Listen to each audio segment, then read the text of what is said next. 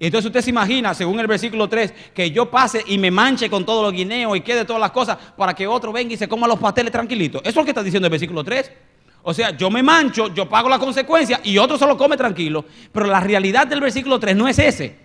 Lo que el Señor está diciendo en el versículo 3 no es que Él le manda la enfermedad al hombre para que entonces unos años después Jesús venga y lo sane.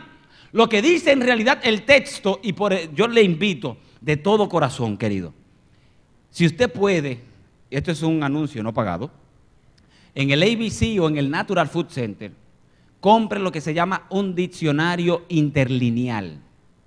Si usted puede, escríbalo.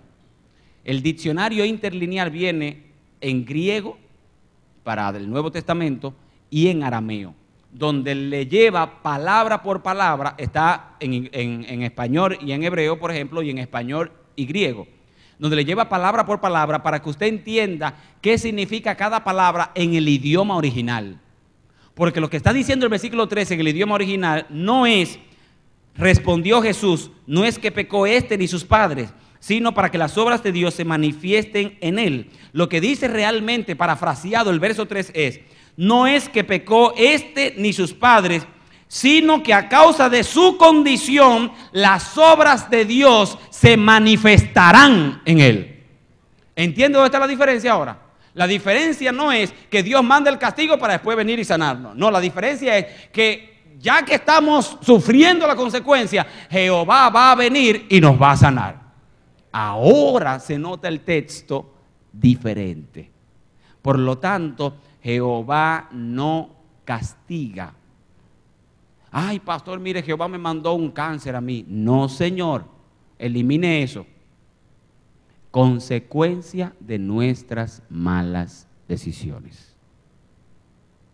Y el ser humano, tristemente, después del pecado, puede infectarse de cualquier cosa.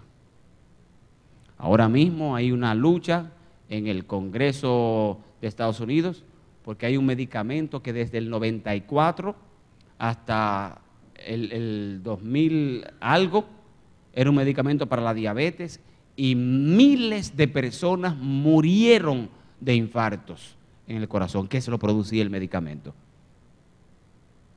A veces la cura, dice un refrán, es peor que ¿qué? ¿Me entiendes lo que estoy diciendo? Todo en la vida después del pecado trae una consecuencia. Hay gente que no le importa la vida del otro siempre y cuando ellos se hagan ricos. Y esto es lo que está diciendo el texto. Ya que este hombre está así, yo voy a manifestar mi gloria en él. Pero mire, el asunto no se queda ahí. El asunto comienza ahora teológicamente y el Señor comienza a decir en el verso 4, me es necesario hacer las obras del que me envió, entre tanto que el día dura, la noche viene cuando nadie puede trabajar y entre tanto que estoy en el mundo, ¿qué dice el Señor? Luz soy del mundo. Ahora el Señor se pone a predicar, pero mientras Él predica, ¿qué está pasando con el ciego? ¿Qué pasa con el ciego? A los otros dos vino, pidieron, sanado. Y a este ahora se ponía a predicar. Usted como ciego, ¿qué hubiese hecho? Le decía, Señor, tú puedes pasar ya al llamado. Termina, ¿por qué? Porque yo quiero que tú me sanes. Pero el Señor se pone a explicar, el Señor se pone a hablar ahora del principio, se va a Éxodo 25 y comienza a decir, no, lo que pasa es que la raíz de esto va a venir el mal de generación en generación, los judíos enseñaron tal cosa, el Talmud enseñó tal cosa, y comienza a dar la historia de cómo llega esa filosofía y esa creencia al tiempo bíblico. Mientras el hombre todavía sigue ciego. Le hago una pregunta, si usted se está ahogando, y yo llego para salvarlo en mi barquito, porque yo no tengo fuerza para salvar a mucha gente, pero en mi barquito yo llego, en mi lanchita, en mi yolita, y llego para salvarlo. ¿Qué usted quiere mientras se ahoga? ¿Que yo le enseñe a nadar o que le tire el salvavidas? ¿Cuántos quieren que yo le enseñe a nadar? ¿Cuántos quieren que le tire el salvavidas? ¿Por qué usted llegó a esa conclusión? O sea, ahora dígame, ¿qué está haciendo el Señor ahora con el ciego? ¿Lo está enseñando a nadar o le está tirando el salvavidas? Pues entonces el hombre está desesperado, porque el hombre lo que quiere es, ¿qué cosa? Que lo sanen. El hombre quiere sanidad y hoy en día hay mucha gente que quiere el milagro, pero permítame decirle que el Señor no lo hace esto solamente por hacerlo o por tardar la respuesta con el hombre. El Señor lo hace porque hay mucha gente que para ver la gloria de Dios tiene que aprender. Porque si no aprende, mañana va a volver a ser el mismo ciego. Hay gente que decía, no sé si ese refrán se usa aquí en Puerto Rico, pero más o menos, no recuerdo exactamente cómo dice el refrán, pero dice, no le des el pescado a la gente, enséñalo a pescar, algo así. ¿Cómo es que dice realmente? Que si le da pez a un hombre tiene comida para ese día, pero si viene a pescar tiene comida para toda la vida. Eso es cierto. Entonces, eso es lo que el Señor está tratando de hacer. Y permítame decirle, el que quiere ver, tiene que esforzarse, pero también tiene que tener paciencia. Si usted me pregunta cuál es la característica de un cristiano más difícil de asimilar, ¿sabe cuál es? La paciencia. Óigame, no hay cosa más incómoda y desesperante que uno querer que algo suceda y que no suceda. Es una cosa increíble, queridos. Dios desea que el ser humano aprenda a ejercer la paciencia. Y si el ser humano no aprende a tener paciencia y esperar en Jehová, no va a haber. Por ejemplo, versículo 6. Luego que el Señor da el mensaje, entonces, dicho esto, ¿qué pasa? Escupió en tierra e hizo lodo con la saliva y untó con el lodo los ojos del ciego. Y usted dirá, este versículo 6, ¿qué tiene de raro? Permítame decirle que este versículo 6 arma un lío, se arma un bochinche por ese versículo 6, desde el versículo 13 hasta el versículo 25, se arma un lío, pero un lío de apaga y vámonos, solamente por el versículo 6. Y usted dirá, pastor, ¿qué tiene el versículo 6? ¿Sabe lo que dice el versículo 6? Dice que Jesús tomó saliva, hizo la fórmula y la mezcla y se la puso al hombre en los ojos. Y usted dirá, pastor, ¿qué tiene de malo? Si con los otros ciegos el Señor hizo, ¿qué cosa? The same, lo mismo. El Señor con todos los ciegos hizo lo mismo. ¿Qué diferencia tiene este ciego? Que el día que el Señor sanó a este ciego era sábado. Y usted dirá, pero pastor, ¿no se puede sanar a alguien en sábado? Bueno, la ley rabínica decía lo siguiente, que si la gente usaba vinagre para el dolor de muelas, por ejemplo, pero ellos tenían que hacer una mezcla para el dolor de muelas. Si usted hacía la mezcla y la movía en sábado para combinarla, eso era pecado. ¿Qué hacía la gente? Que cuando comía, entonces se daba tragos de vinagre puro para que en el sábado la muela se tranquilizara. Ahora, ¿por qué culpan a Jesús? A Jesús no lo culpan porque sana al ciego. A Jesús lo culpan porque mezcla la saliva y el lodo. Y se armó un bochinche, pero un bochinche solamente porque Jesús, ¿qué cosa? Lo mezcló. Pero Jesús le pone el lodo ya mezclado al hombre en los ojos, y aquí viene el único ciego que le hicieron pasar. Amén. Gracias. El único ciego que le hicieron pasar trabajo de todos los ciegos. Versículo 7. Jesús le dijo al hombre, ve a lavarte en el estanque de Siloé, que traducido es enviado. ¿Por qué no lo sanaste ahí mismo? Si este hombre está ciego, está desesperado, ya escuchó el sermón completo, porque le retrasaste todo. Ahora, ¿por qué se lo retrasa más? Y ahora lo manda a lavarse en el estanque. O sea, ya él no viene clamando, Jesús, hijo de David, ten misericordia de mí. Ahora tiene que irse calladito a lavarse al estanque. ¿Qué le parece? Mire, ¿qué quería desarrollar Jesús en el hombre? Dos cosas. Número uno, ¿cuál es? Paciencia.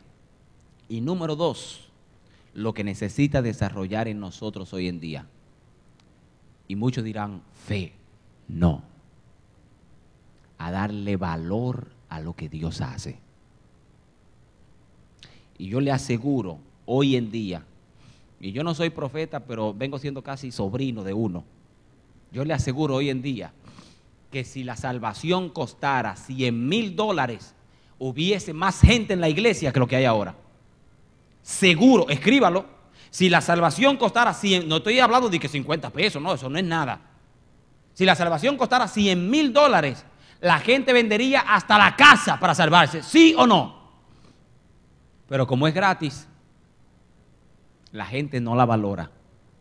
Y lo que el Señor está haciendo con el hombre, dice, tú quieres ver, tú quieres salvación, tú quieres restaurar lo que has perdido, entonces tienes que sacrificarte y esforzarte. Porque el que no se esfuerza no puede ver el gran milagro en su vida. Lo que el Señor le dijo a Josué, ¿qué fue? Esfuérzate y ¿qué cosa? Y sé valiente. O sea, el que quiere lograr cosas buenas tiene que esforzarse. El que quiere tener hijos buenos, ¿no? Lo que la mayoría de los padres de hoy se esfuerzan solamente en prenderle el televisor, en prenderle el Wii, en prenderle el PlayStation, en prenderle en el Xbox, en prenderle el Game Boy, pero no sacan para esforzarse en prenderle la palabra de Dios. La gran queja de los maestros del sector público, del sector privado, es la misma. Que los padres envían a los muchachos a la escuela para salir de ellos, pero no lo ayudan a hacer las tareas. Porque le digo de todo corazón, yo creo que cuando Laurita se gradúa cada año, a Menchi y a mí hay que darle un título adicional también, un diploma, porque a la verdad que hay que sacrificarse. ¿Por qué? Porque el que quiere tener hijos buenos, ¿qué hace? Se sacrifica. Ahora le pregunto, el que quiere tener un buen matrimonio, ¿qué hace también?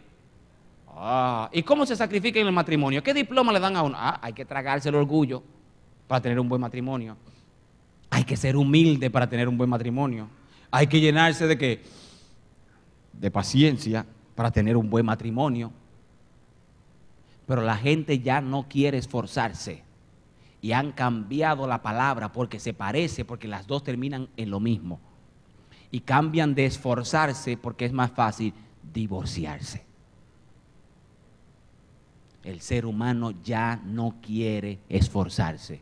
Y el Señor le está diciendo a este ciego, olvídate de la teología, olvídate de lo que digan los escribas y los fariseos, olvídate de que yo hice la mezcla, que esto, que lo otro, olvídate de todo eso y arranca para Siloé. Ahora yo le pregunto, si el hombre se molesta y no va a Siloé, ve. ¿Por qué no ve? Porque no se esforzó, queridos. No hay forma. Cuando usted quiere ver su iglesia en victoria, la iglesia, ¿qué tiene que hacer? Esforzarse.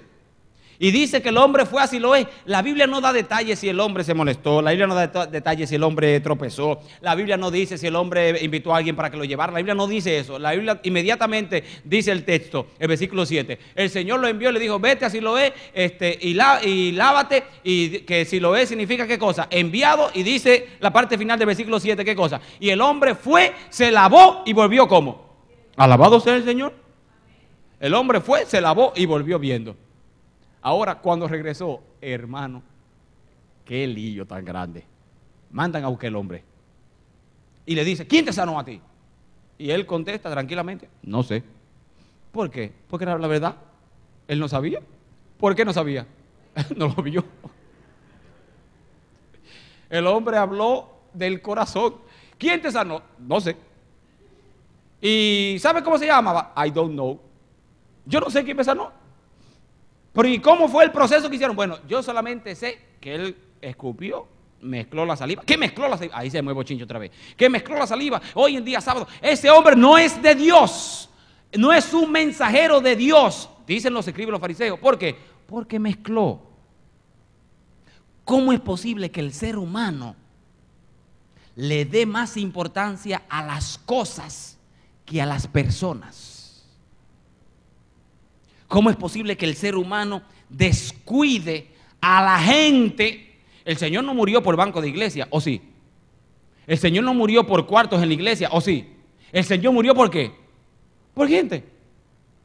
Y hay gente que llega a la iglesia y nosotros, como ya tenemos 28 años sentándonos en esa esquina de ese banco, el que se siente ahí no es enviado de Dios. Espíritu inmundo tiene. ¿Qué es más importante? ¿Las cosas o la gente? No escuché. ¿Qué es más importante, las cosas o la gente?